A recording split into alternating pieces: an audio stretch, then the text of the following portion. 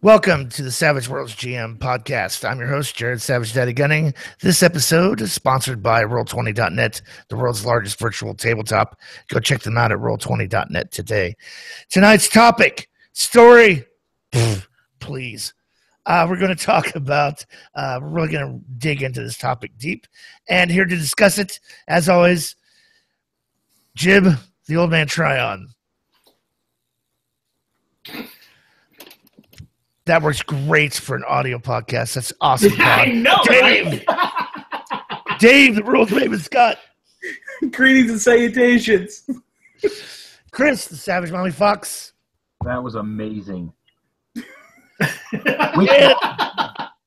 And making his third appearance on the podcast, Cameron, the Savage Intern. I think it's more than that, but hi, I remembered that this has an audio component. Yeah, it does have an audio component. So what we're going to be talking about tonight. So, That's Dave, the after show. If you have any questions, email savagedaddy@gmail.com. And then Cam, as the intern, is here to help not only participate in the conversation, but also take care of the viewer or if there are any viewer responses.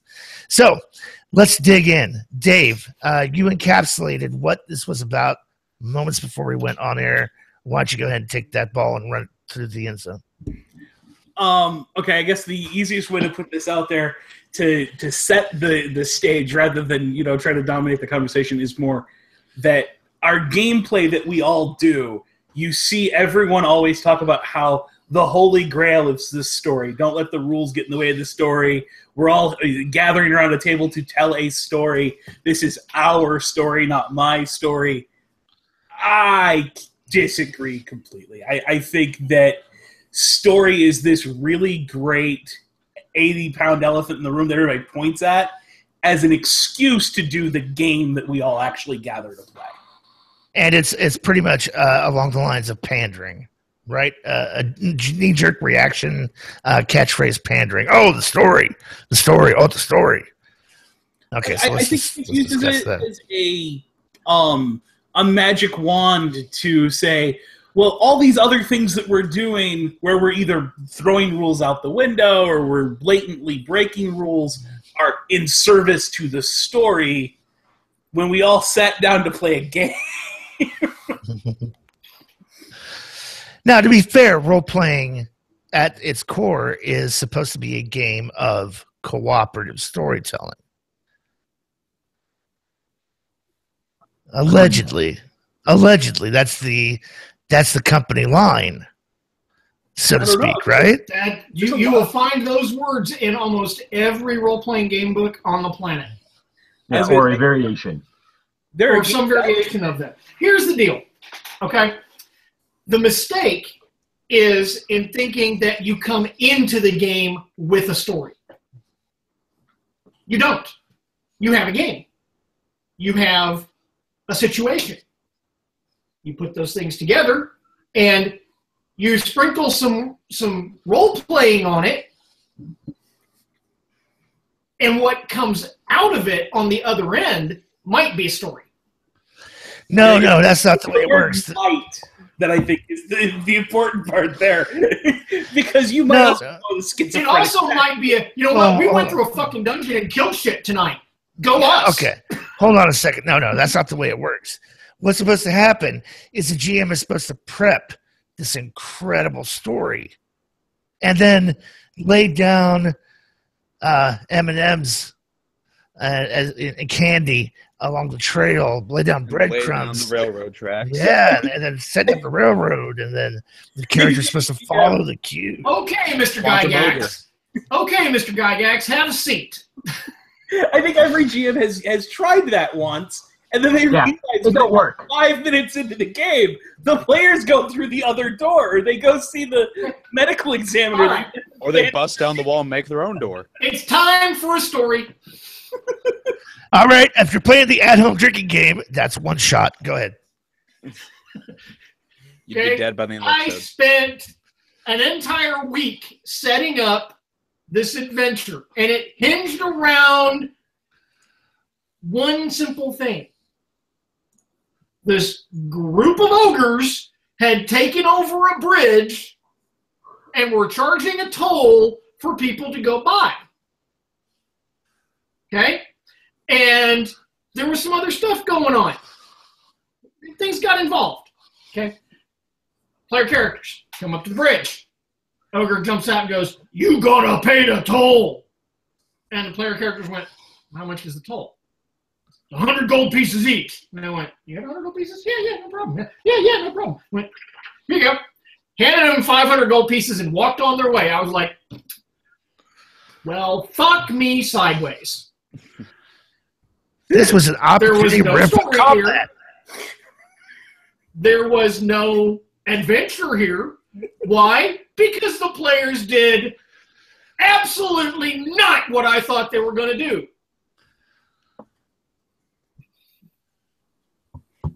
Yeah. If you, specifically as a GM, if you go into it thinking, I have a story to tell, okay, put your game books aside, put your dice aside, pour yourself a scotch, get out your keyboard, and write your fucking novel. But Jim, And then when you have that out of your system and you come up with a start for something and don't worry about what's going to happen after that, and you want to play a game, then get your game books out and call your friends to come over and play a game. yeah, but you don't understand. I mean, I've crafted and put all these things in place for an ultimate story. There's so many different ways the characters can go, and then I had to keep it all hidden behind my GM screen. And when I roll dice that don't match what I need to happen in the story, I need to fucking lie about what I rolled and ignore them anyway. I did when I ran. Let's talk about. I mean, you want to talk about the very first thing that everyone says is completely okay is GM dice fudging in service of the story. I was going to say, Jared, it sounds like you got it down to a science.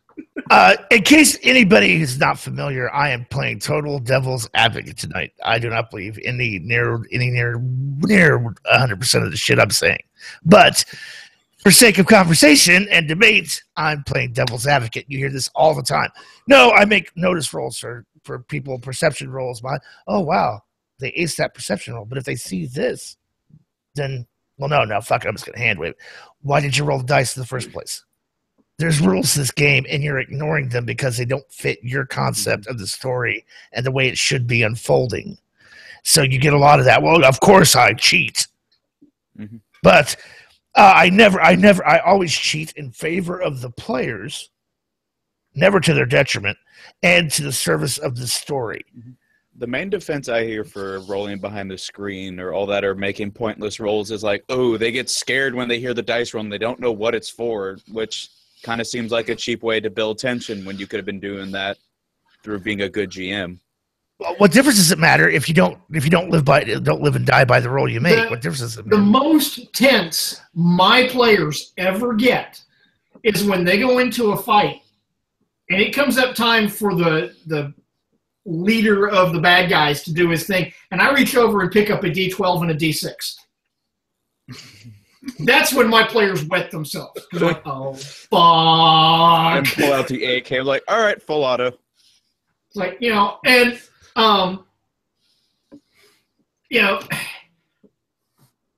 it does not hurt the game for them to know. No. It's, okay, let's use D&D as an example, okay? You guys are fighting a monster, okay? And Jared rolls to hit and rolls a 19 and misses. And then Chris rolls a 19 or rolls a 21 and he misses. And then Dave rolls a 22 and hits. And then he hits. What do you have to roll? 22. Oh, there's no way you could possibly know. I don't bring an abacus to the fucking table. There's no way I could possibly figure out what the two hit. You need a fucking 21. Savage World, same thing. Oh, I rolled a 7 and hit. Well, what's its parry? Ooh, big secret. Got a 6 or 7 parry. Okay. And I know what I got to do now. For me, at least, and it's a little bit easier because obviously I play using Fantasy Grounds. I can turn it on so the players automatically see that shit before they ever pick the dice up and have their character roll. They can make a decision on whether they're going to spend a penny without me ever saying a word. They can make that decision. Oh, look, I didn't roll high enough to beat its parry. Let me drop the penny and roll again. Yeah. I know for the most part, Jared very much will put, little bars above enemies that indicate how many wounds they have, their parry, their toughness. Again, it speeds up play. We're all talking about that in service to fast, furious fun. But then you talk to some players out there and they're like, well, that ruins the immersion because now I know that it has a 7 parry. Or now I know that it has a 12 toughness. Or, oh, look, I know it's an ogre and here are all the stats and weaknesses and strengths of an ogre in the book. Big freaking deal. Let's back up 1 second because you just mentioned a word, immersion, which is supposed to be in service to what? Oh, we're this grand story we're all playing. Another bullshit. To me, it's another bullshit phrase. Immersion. Immersion's a cool thing, but it doesn't have anything to do with the damn story. I'm all for immersion. It doesn't have shit to do with the story. It has everything to do with the role play. I think there's a lot to be said about that immersive mindset of being able to get into the head of the character in the moment. Role play. But I think you're talking about role play. But I'm not talking about story. Which is storytelling. Players have this idea that what immersion means is not their ability to figure out what their character would do in the moment through roleplay, through immersive roleplay, and instead players think, I should feel the emotions of my character at every given moment. Therefore, I should be just as surprised when the enemy tank bursts through the bushes as my character is standing in, the middle of World War II in the Verdun as the tank bursts through. It just doesn't work that way. I don't care how much mood music you put on the background, how well the control the lighting and temperature of the room. It just doesn't work. Right. LARP that shit. That's what I refer to as moments of magic.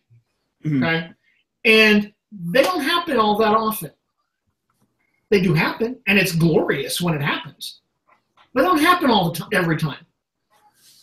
Well, I would argue this when gamers that play Savage Worlds talk about their last game or their most exciting game has nothing to do with, oh, I got this one perfect role play moment, or oh, the story was so full bodied, and it's more long. Dude, I rolled an unskilled check and got a 40-8 on that unskilled. It goes more the moments, the high, the woo that happens around your table is not because of Bravo's story. Rest in I peace, get both. users. Or I get both.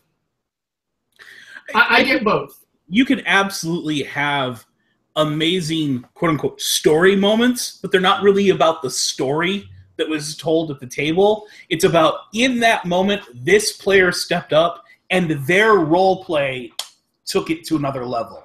They nailed the voice, they nailed the theatrics of their own character, and then on top of it, whatever they did was very poignant in that moment. Whether it's the character that decides to step out and give the last hurrah and suicide for the team, well, it doesn't matter what the dice came up. That player made a decision to have their character sacrifice himself for the team. It's a big poignant moment. Everybody's going to remember that. But I think that's one out of every 20 stories or less that I hear people say, where instead it's mostly I got this really great weapon. I got this really cool item. I did this thing in one shot, an ogre. And it's very mechanically driven discussion because we're at that table to play the game.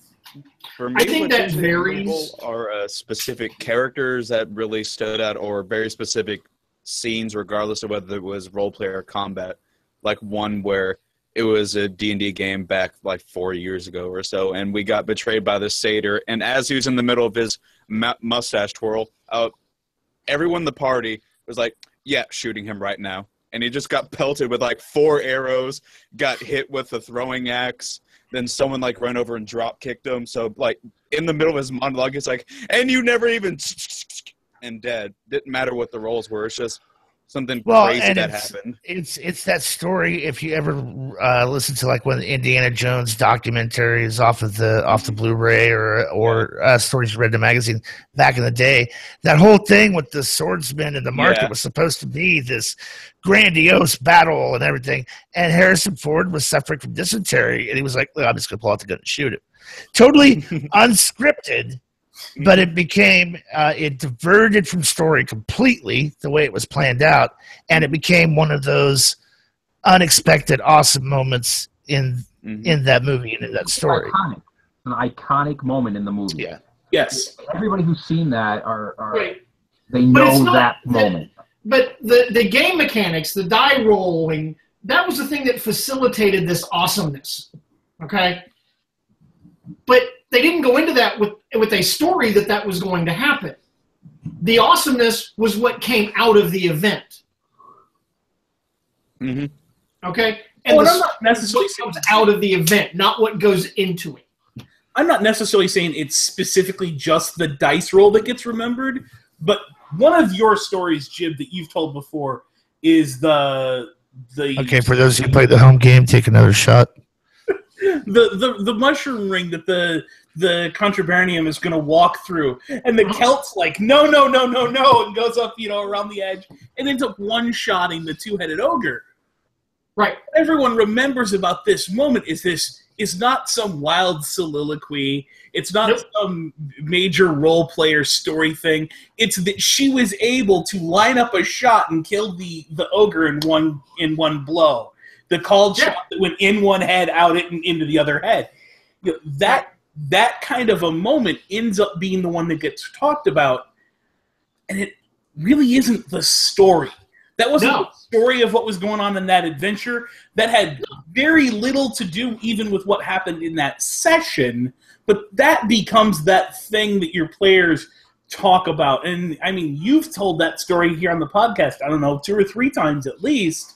Oh, yeah. Because it's poignant, and it points out certain aspects of different parts of the game, but it ends up overshadowing all this quote-unquote elephant in the room, the story. Well, that one moment can very much overshadow it for an entire session, and I think that we talk about story as this big, mystical, holy grail, when in reality, at best, it's 50-50, and I think it ends up being less than. I think it's absolutely an important part, but I think a lot of people make it out to be much bigger than what it is at the table. And the problem with starting GMs, or regardless of system, they think, I can pre-plan these amazing encounters that everyone will remember. Usually, no one will give a damn.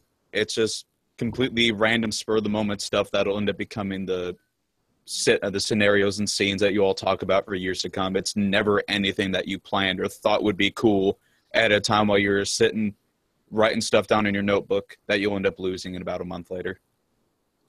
I don't think anything kills a game quicker for me than seeing the top of the GM's head while they read some soliloquy or room description or something that they wrote a month before, and they're just reading it from their now note. They're reading it in a flat, monotone, sing-song voice. I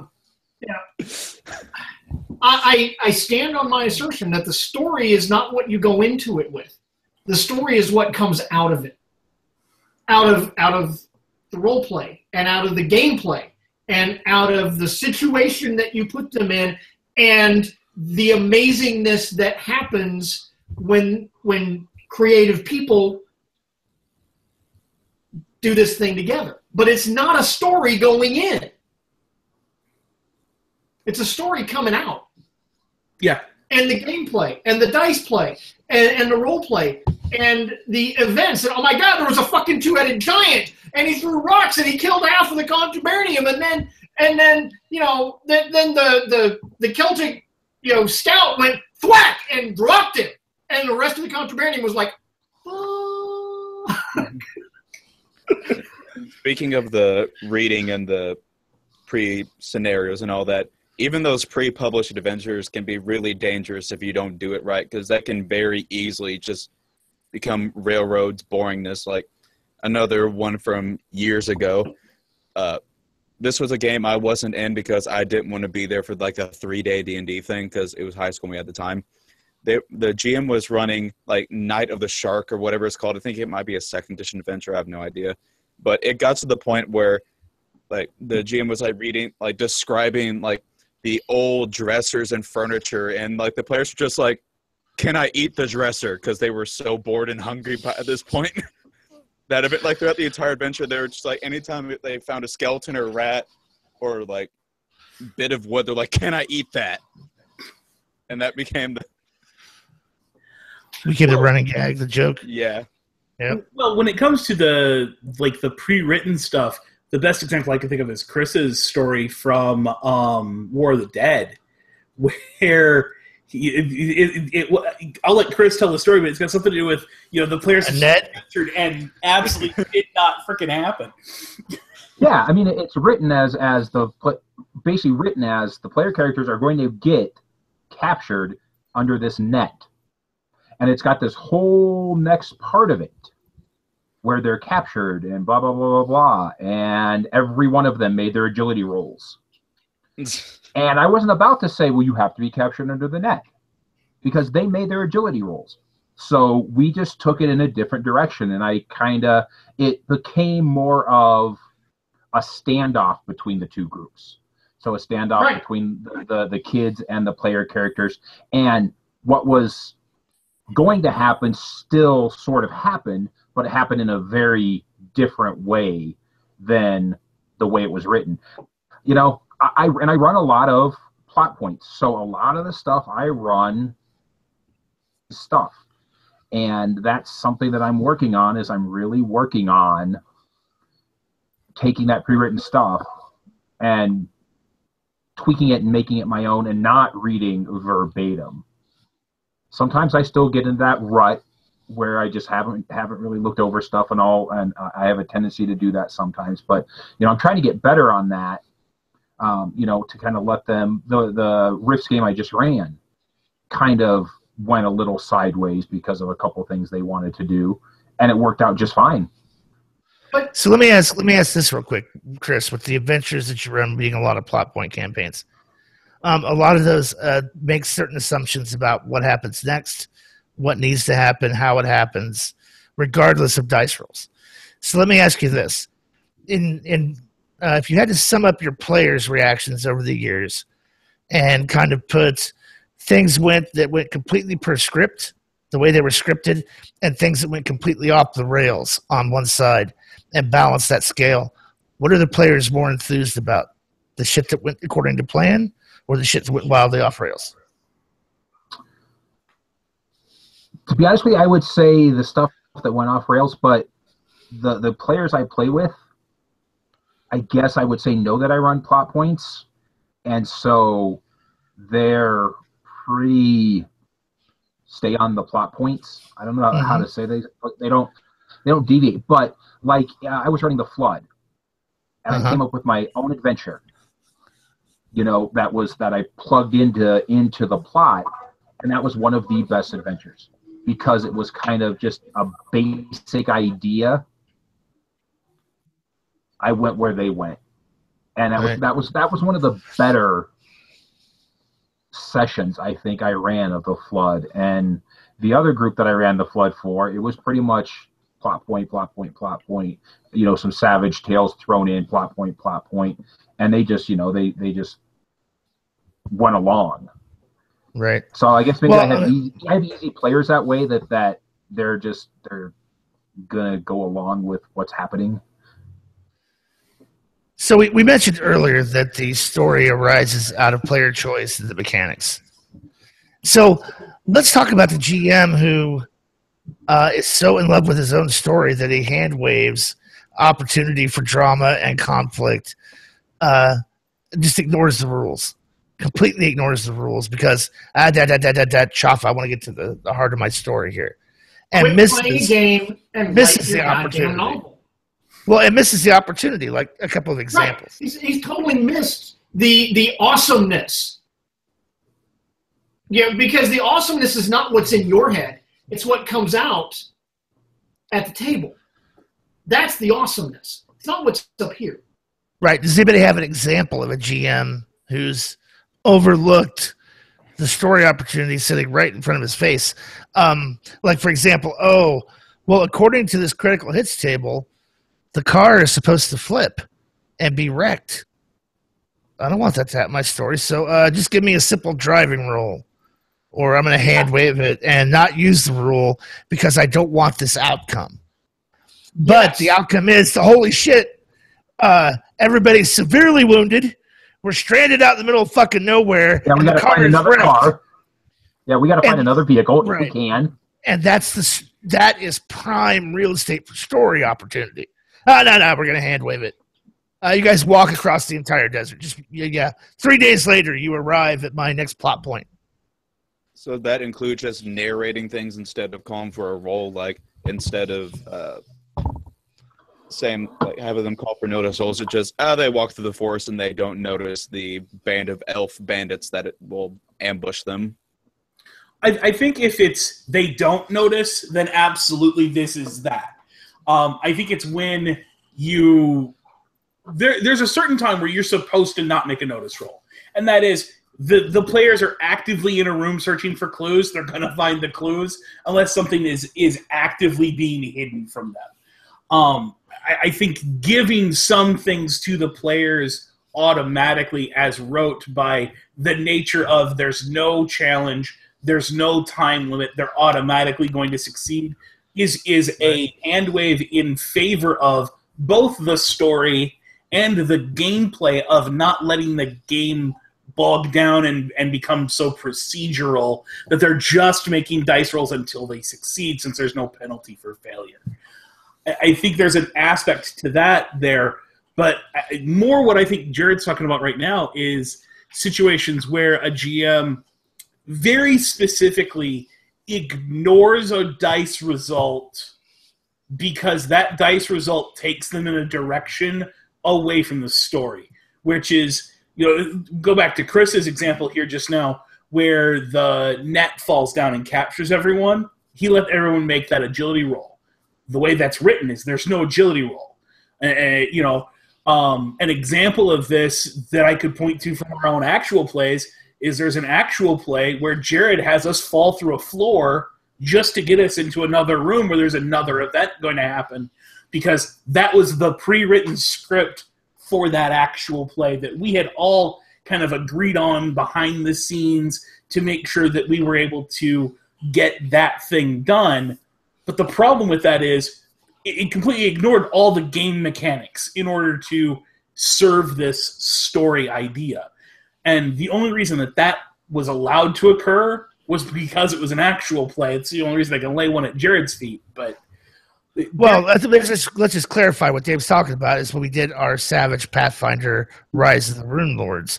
We wanted to be true to the module the way it was written. Yeah. Okay. Now, the flip side to that is that I've played with other GMs who have done exactly the thing where they roll behind the screen and, oh God, the player just caught a case of dead. But death only happens in the story, and so they automatically reduce that damage the player takes. Because they rolled it behind the screen, it was hidden, they fudge it automatically in the player's favor, because I only ever cheat for my players, never against them. Right.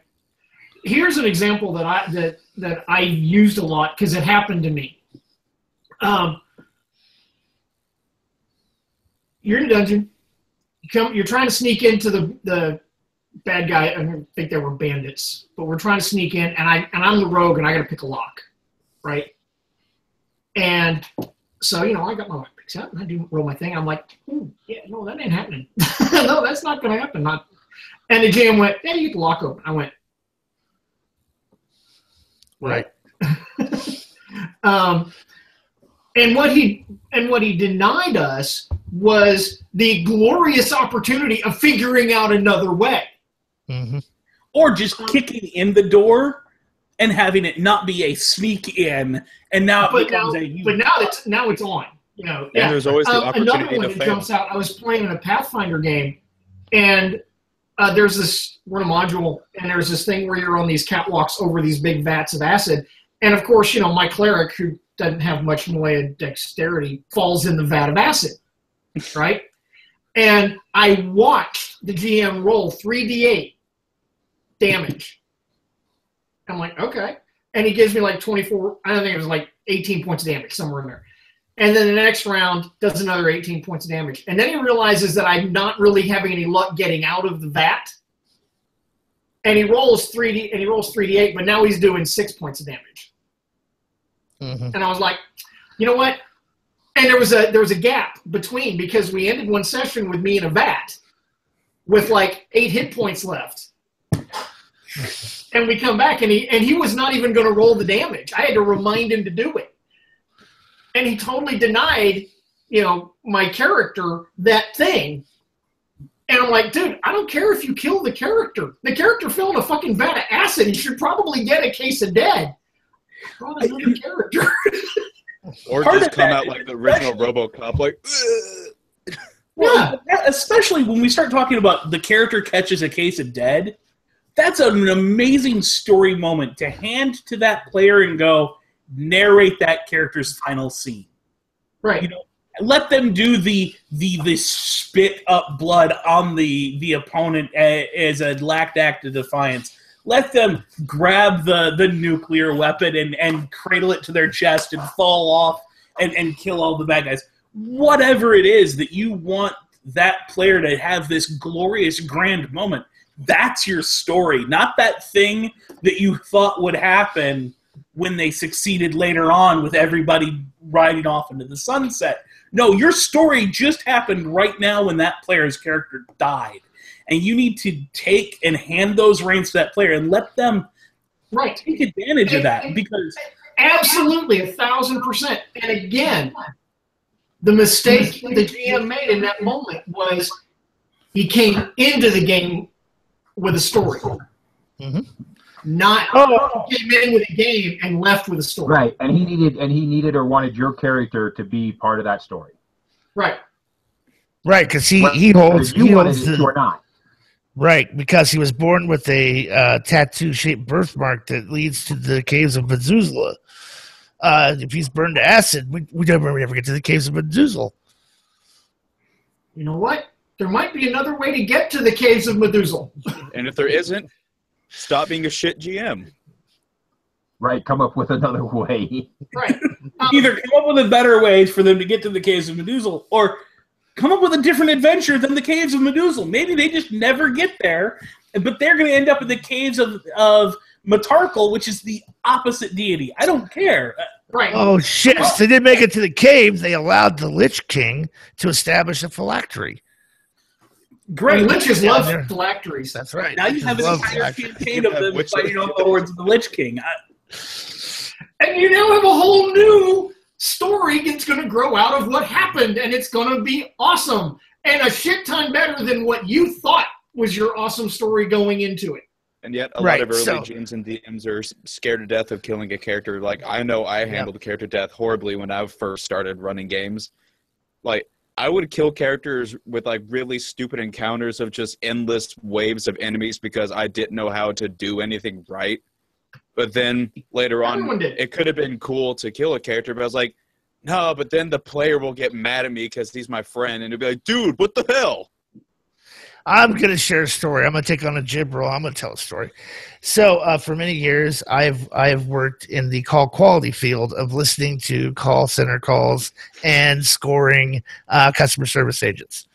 I will say about character death what I said to people who came up and went, "You gave me a bad score." I went, "I did no such." I said, "I did no such thing. I reported on your behavior. You screwed you. I didn't screw you." So when you say, "You fucking dick, you killed my character," nope. Your poor choices and bad dice rolls killed your character. I'm the GM. I don't kill characters. player characters kill their player characters. The only time Players I would go say there. that isn't the case is whenever I, or very, very early GM/DM, did the endless waves of like orcs and then werewolves and stuff with no semblance. You know, that was just even then, I would same thing too. Like, dude, you completely screwed our entire party. What was the waves of orcs and bullshit? I went, hey, bitches, there's a thing called retreat. Yeah. Nobody told you to stand there and fight to the death against a massive army. He couldn't have because he fell down the hole that I said was there and he couldn't get back up. Well, tough shit. He should have come up with another way. You could always run away. Running away is a long-lived military history called retreat. You're wrong. Take cover.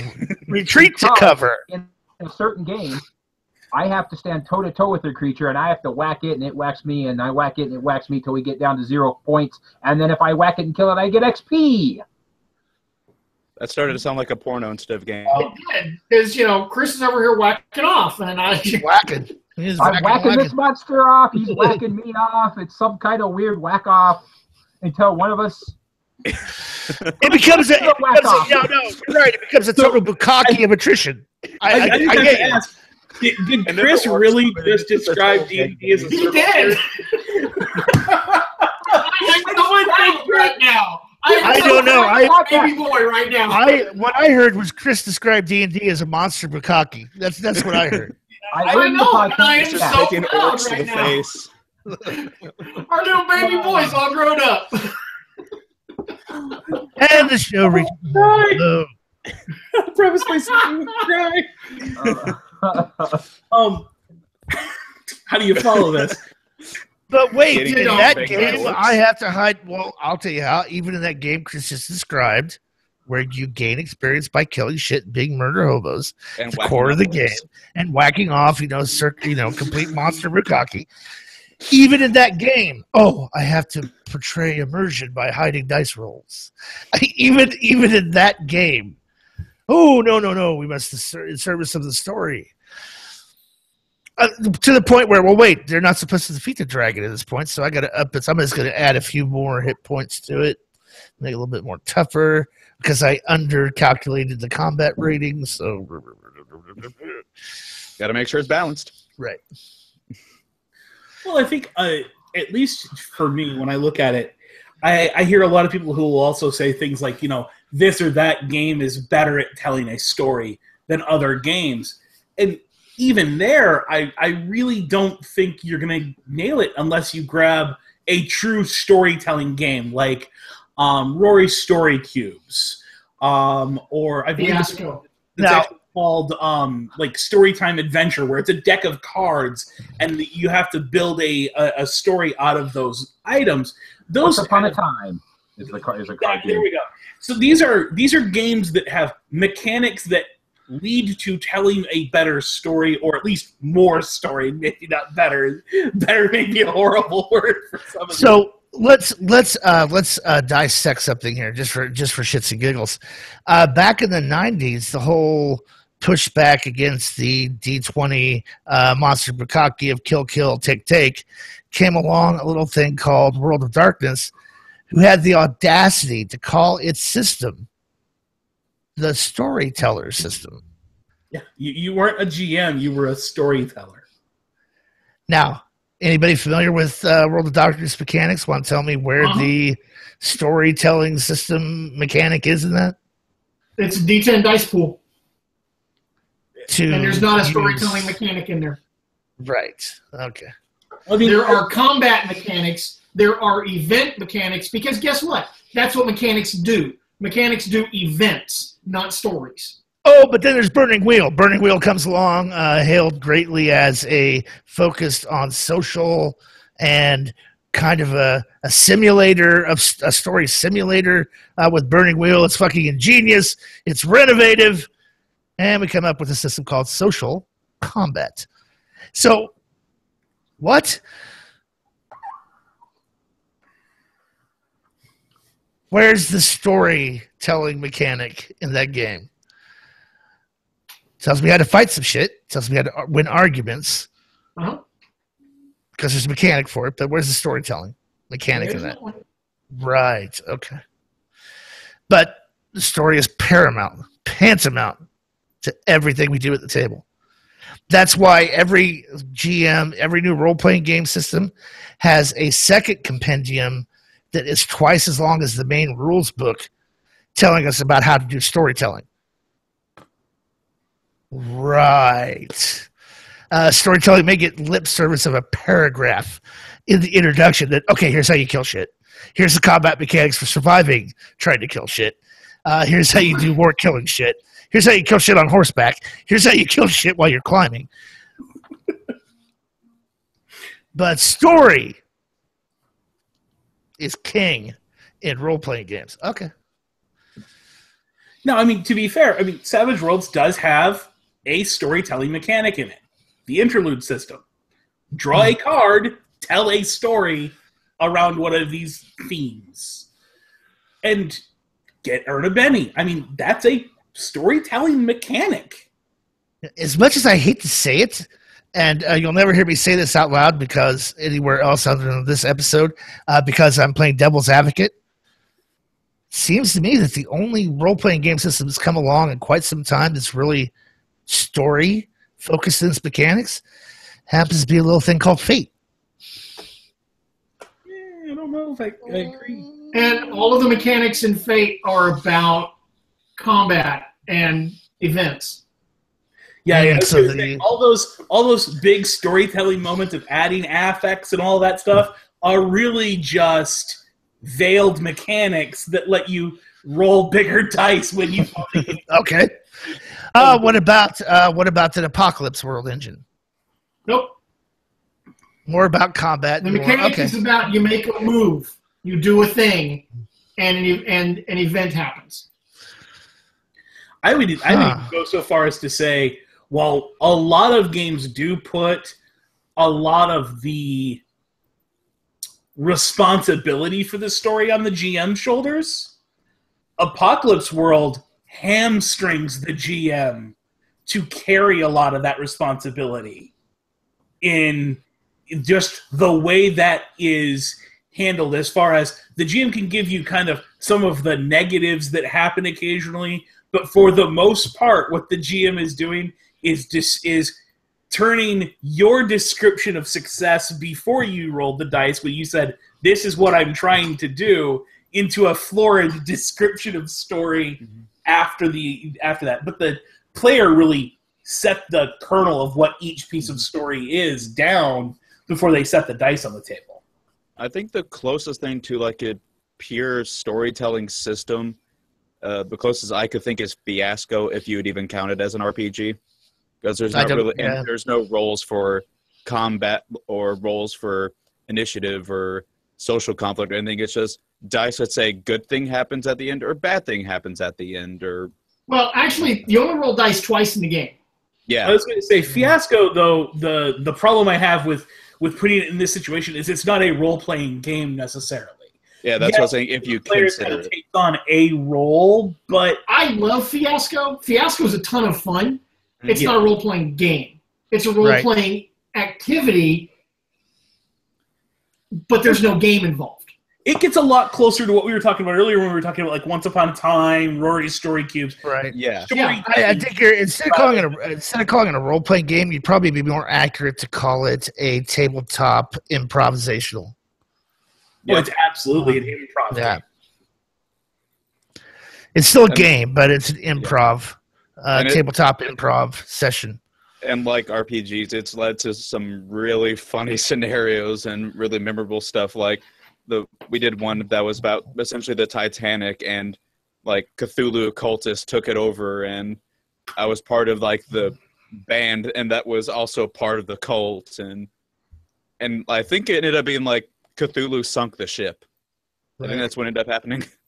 Now, I will say this about Savage Worlds. Even though it has mechanics for combat, even though it has mechanics for, well, what do you do against hazards and things like that, the mechanics do not get in the way of allowing you to tell a story. And even the way the mechanics are structured and built, they're built to really reinforce cinematic kind of gameplay. and I won't say necessarily role-playing because you are playing a game. I mean, even when you get in combat and you add fluid descriptions to how you wield your sword, great, you're still rolling dice. But the mechanics are very simply elegant and clockwork precision, simplified to make it seem a lot more narrative. It's a lot more easier to do things by the rules very simply in Savage Worlds that are much more cinematic and narrative than, let's say, per se, D&D or White Wolf, whatever. It just gives you more of a cinematic sort of like, well, this kind of plays like a Die Hard or a high-octane action movie.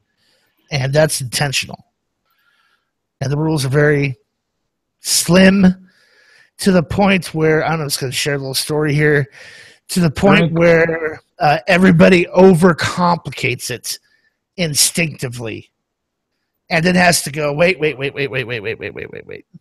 So post on the Google Plus community. I won't call out any names. We're going to want to embarrass anybody or start a war. But characters going, I think I'm running kind of an alien-esque adventure here very soon. And I was wondering how I could pull off the whole acid blood thing in Savage Worlds. A lot of back and forth with use this power, use that power. And it comes down to very simple, dude, there's rules for corrosive acid. Whenever this creature takes a wound that would cause it to bleed, everybody has to roll against adjacent to it at the time. Adjacent, not with an immediate burst template. Adjacent has to roll against corrosive acid. Done. It's one rule. But there was a lot of complication with, you give it a certain innate ability for power and spray the ass how far it goes and blah, blah, blah, blah, blah. And the core of Savage Worlds is, no, we've already covered that. You just need to know how to put the pieces together. It's a Lego system of a role-playing game. One thing that I know has become kind of a common statement I've heard whenever I've sat down and worked with Jared or some of the other designers that I've worked with over the years with Savage Worlds is it can't be that simple. When we finally find that thing that uses core rules with a trapping or grabs a mechanic that already exists and just does whatever it is we were trying to do, spend 4 or 5 days working on something and then go, oh, well, it's just part of this other thing, and you make one dice roll and it's done, and it takes 2 seconds at the table to do it. And then everyone sits around going, it can't be that simple, looking for how that doesn't work. Everyone's looking for the reason why that wouldn't work, when in reality, the benefit to Savage Worlds is, no, make that only take 2 seconds to adjudicate, and then get back to having those role-play moments, having that chance to do a florid description of the room and have something that the story can come out of through the improv and the role play. All right. So we get to the end of our discussion tonight for story. A lot of lip service. Is it pandering?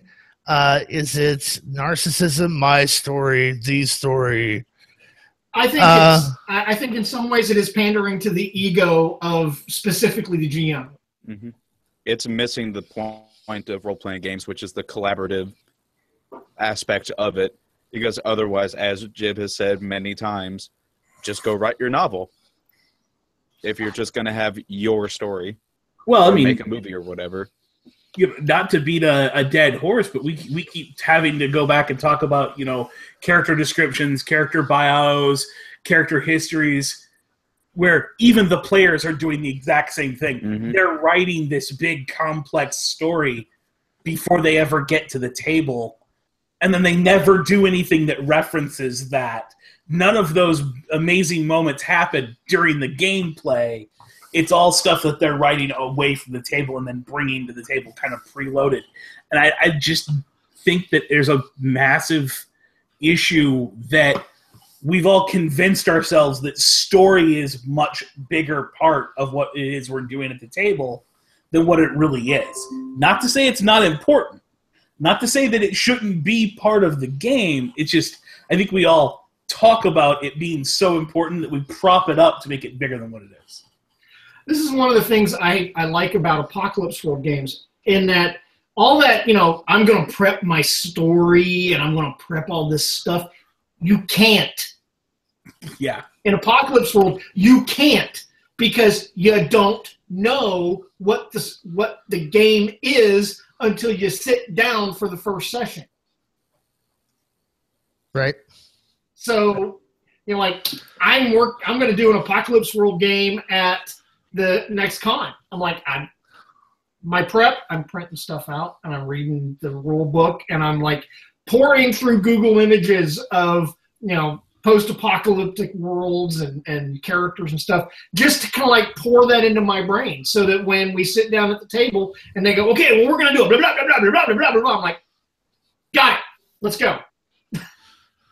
Okay, well, let's address that for a second. If story is really the preview of the GM, it's the GM's responsibility. It's his cross to bear, so to speak. What makes a good GM story? And in my opinion, it's properly role-playing the NPC's motivations, not trying to win at combat against the players, but more than anything else, I would say, because we kind of hear this all the time, and especially when it comes down to a sandbox, quote-unquote, discussion. I think the GM's real role in the storytelling is being collaborative, is to know what the world is before the players step into it. So, for example, if I were going to run a game like The Matrix, I was going to run a campaign like The Matrix, then I know what the world is until the second the players step into it. And then every action they take or action they don't take, or the outcome, has a ripple effect through that pond. It's not my job to put them in a canoe and push them across the shore to go that way. But if they decide to do that, well, then certain things happen on the north, east, west, and south shore. Depending on what happens, it changes the landscape of the world. Right. And I think the thing that the GM can do to be hailed as a great storyteller and an awesome GM is to present a consistent, persistent view of the world to the players. Agreed. Based on the changes they're making and the NPCs they're encountering. The NPCs they're encountering should have motivations. They're not talking heads and hit points. They're there for a reason. If they're not there for a reason in that world, don't have an NPC conflict on Main Street. Yeah. If it serves no point. Your big bad in that world, if you've really designed this and got a decent idea of who your NPCs are, you will know before the players ever get to a point where they can try to start a combat. Would the big bad just surrender and then depend on their lawyers to get them out of it? Or would they run away and use some magic spell to escape? Or would the big bad actually have the power and the confidence to take on 5 heroes? You should have ideas in mind of what the NPC's reactions are going to be, rather than a story that the players have to be caught. Well, no, it's that this is an NPC who's going to keep trying to catch them. So when plot A fails to capture the players because they all made their dice roll, then plot B is going to come along. It's a completely different trap. And then plot C is going to come along. It's a completely different trap because this villain is going to keep trying to capture the players, or is going to say, hey, capturing these guys doesn't work. Let's hire an assassin. You need to know that in advance, rather than what happens when you capture the players. And I've said this repeatedly. You need to know who the bad guy is, what they care about, what their resources are, what they're trying to accomplish, and how far will they go. If you know those things about your bad guy, you got them covered. You can accurately depict what they're going to do. Right. And I would say, too, that you're also playing a little bit into the service of trope for whatever the genre is as well. There is that element. Like, okay, hate or love the Matrix trilogy. I'm just going to go back to that real quick. Love it or hate it, whatever. The GM starts at the third movie and works his way back to the introduction of the players because he knows, well, wait, here's why there is the one. What causes the one? Well, it's, all these decisions not made and uncalculated, blah, blah, blah, that allows this one person every once in a while that is awoken inside to control it, to see it, that that they allow Zion to exist because it makes no sense otherwise. Wait, this huge machine world taking over the entire planet. Can't find a couple little people? No, of course not. Fuck it, they let him exist. But the players don't realize that. The GM should be aware of that as a consequence in the world and would kind of almost need to think, well, wait, okay, if I were going to be a super genius AI computer that needed to run off electricity in the future, could I harvest human beings for electrical energy? Okay, how would I have to keep them? Okay, I'll keep them in vats. Ooh, then I'll create a virtual reality so they're not aware. And that's, to me, that's where the GM's responsibility lies, not in coming up with the story that you see in the first Matrix movie, but putting all the pieces on the chessboard and then sitting down to play the game. Right. And I think that goes more toward world building, which is why we see such a dedication in any game mastering manual, regardless of the game that you're actually playing, is on world building. It's on NPC building. It's on villain building, rather than being on story crafting. Actually take a storytelling class or go out and get some training in storytelling, and they're going to teach you about things like foreshadowing. They're going to teach you about in-jokes where the audience is in on it, but the characters in the story don't know what's going on. And those moments can never happen in your game. You can't have the players in on the joke as a GM without having revealed the end game to them, which is going to dictate the choices their characters then make. That doesn't work with this whole complex thing that we're trying to build for player agency at the table. So you can't do the very bones of a storytelling as a GM. It doesn't work. They just don't work together because what you're doing as a GM is so different from the classic storyteller sitting at the campfire telling the story. Right. And it's one of the reasons horror is so hard to pull off, because horror relies on the fact that the audience is aware, oh my God, there's a killer behind the bush. Oh no, don't. How about you'll hear this for every stand-up comedian. What kind of dumbass people exist in horror movie stories that they have no idea it's a bad idea to go camping out in the woods, isolated for 40 miles for each way? Well, of course, because the players, the characters should have genre blindness. What? It's not a good idea to run back up the house stairs instead of out the front door to the car and hide in an unlocked closet from a hatchet-wielding murderer? No, it seemed like a good idea. No, oh, you dumb bitch! Don't go downstairs. Don't go in the dark basement. It's full of knives. Hide in the woodshed. The other thing is that player characters are competent, and they're used to fights, and they're used to life and death struggles. You forget this because you're not, as a GM, you're a person in the 21st century.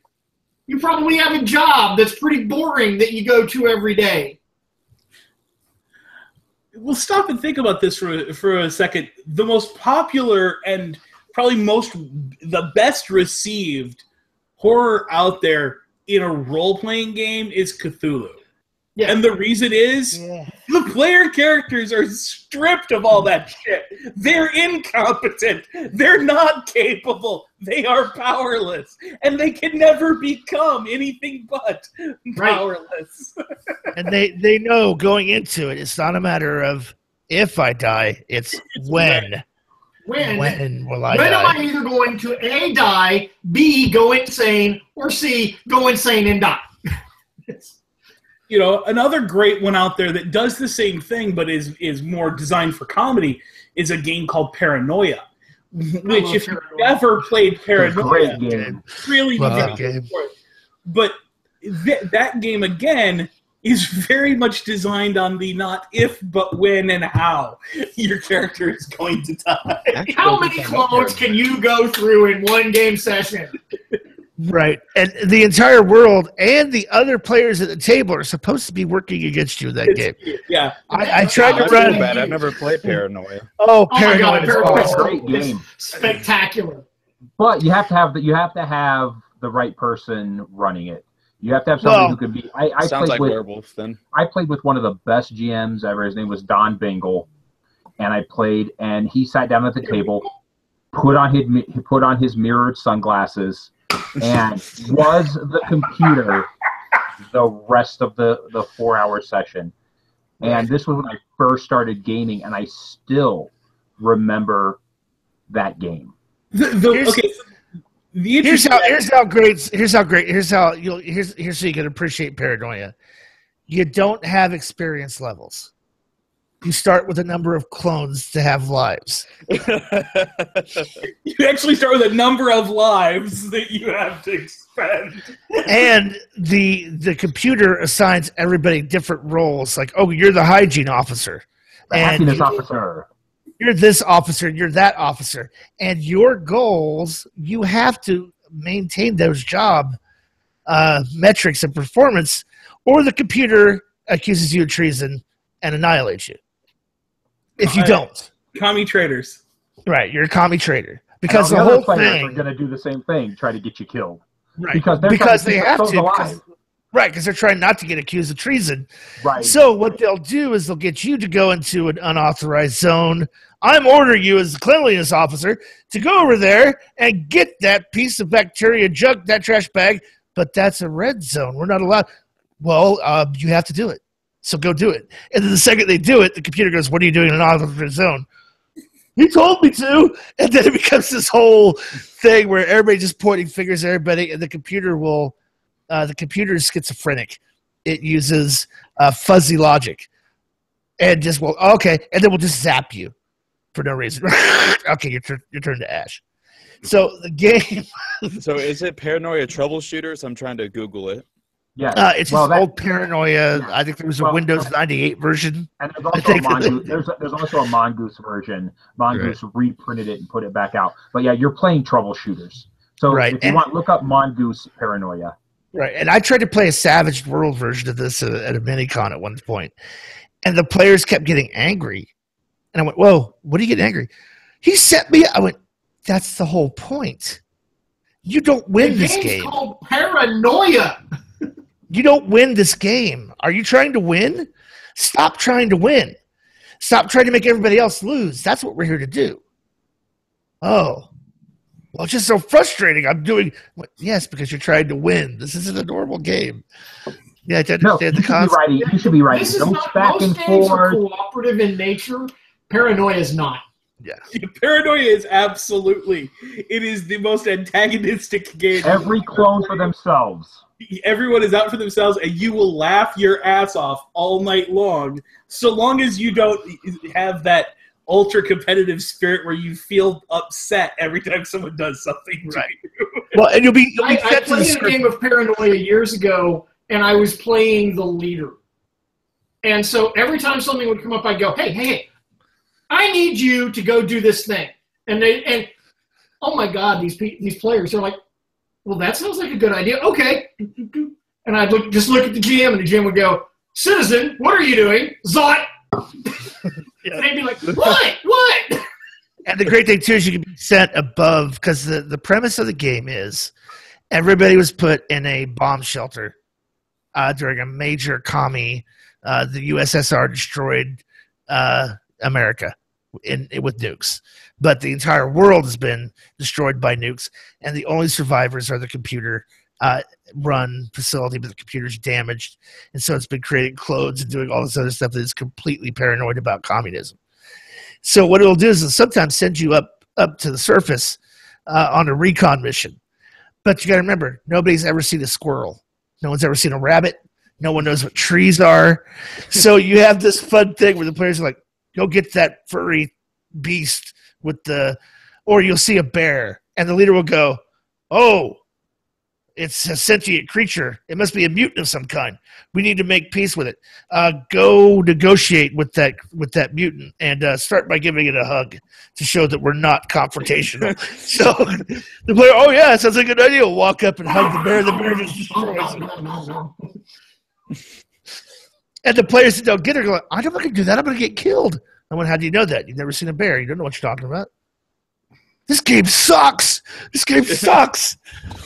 No, it's awesome. Now I want to play. Fiasco and Paranoia share a lot of traits. They kind of share a lot of traits. You're in it for number one. Yeah, there's a definite screw your neighbor vibe to both of those games. Which is awesome. I love Fiasco, so I'll definitely have to try and track down some sort of PDF or physical copy or something of Paranoia because it sounds fun. Oh, it's hilarious. Great game. You said you tried to do it in Savage Worlds. I'm guessing that didn't go well since you said tried. Oh, no. I mean, the mechanics worked, but when I introduced it to Savage Worlds players. Okay, we're going to play Paranoia. This is a game where you're supposed to work against each other and be the sole survivor at the end. Mm-hmm. And I explained it to them. Like, okay, does everybody understand? Yeah. Then we started playing, and the bitching started. Like, wait a minute. I'm like, okay, well, you're supposed to get him back. That's the whole point. Well, I'm on my third clone, and that asshole's got me killed already 3 times. I'm like, yes, I know. Do something about it. He's doing wonderfully. Outlast, outplay, outwit. Yes, you can spend a betting to make a persuasion social conflict between you, him, and the computer. And if he ties, he executes both of you. Because, well, that's Paranoia. Well, just better be safe. Zot! Vaporizes both of you. It calls up a new clone. But one of my favorite things about Paranoia is that secret societies are not allowed to exist. They're illegal, and yet everybody's a member of one. Which is even better. Because, you're trying to keep that hidden the whole time. And your secret society is giving you a mission that's totally outside the parameters of what your mission. It's going to conflict with the mission the computer gave you, which is exactly what you want to have happen. Right. So, but the missions will be like this. Free thought is treason. Clone, citizen, I want you to think for yourself on this mission. Wait, what? Free thought is treason, but you want me to think freely? But free thought is treason. Yes. Why are you thinking for yourself, Zot? Yeah, I've had clones die before we ever even left the base. Right. We hadn't even left. Yeah. Well, most of the time they die in R&D. Yeah. Yeah, where you go to get your equipment. Yeah, they send you down to R&D to get your equipment, and it's going to fuck up somehow. And because nothing works mayhem. Right. God, it's such a great game. Malfunction. It's an awesome game. Yeah, it's an awesome game. It's an awesome game setting. Okay, so what this isn't about, this is called the Savage Worlds GM podcast, not Paranoia. But great sometimes. Game. Okay, so I think, at the end of it all, we're not saying that story doesn't matter at all. We're just saying that let's stop looking at the asshole. I guess is what we're kind of saying. It's not the end-all, be-all of role-playing games. Stop pandering to we all bow at the mighty altar of story. No, we don't. We show up to play a game. And one of the things with that game, we all know we're playing a game. We all know what the rules are we're playing by. We're trying to win. Don't tell me we're not trying to win, because every time a player hits one of my bad guys for 18 wounds, I hear, suck it, bitch. Don't tell me we're not playing to win. But out of all of that, out of the game, out of the decisions, the indecisions, comes a story. And that's what role-playing games are about. You can't divorce the story from the role-play from the game mechanics. Well, they're all important. All of those things feed into the story. The role-play, the mechanics, the scenario, the situation, that weaves together, and you throw it in a pot and stir it up and cook a stew, and the stew is the story. Right. It's all the ingredients coming together at the right the right temperature. And so GMs, like we said before, you want to be hailed as a great storyteller. Don't come up with solutions, come up with problems, and know your world and know who the players are in it and what their motivations are, and act accordingly. So with that, we'll wrap it up. That's all for this episode of the Savage World GM podcast.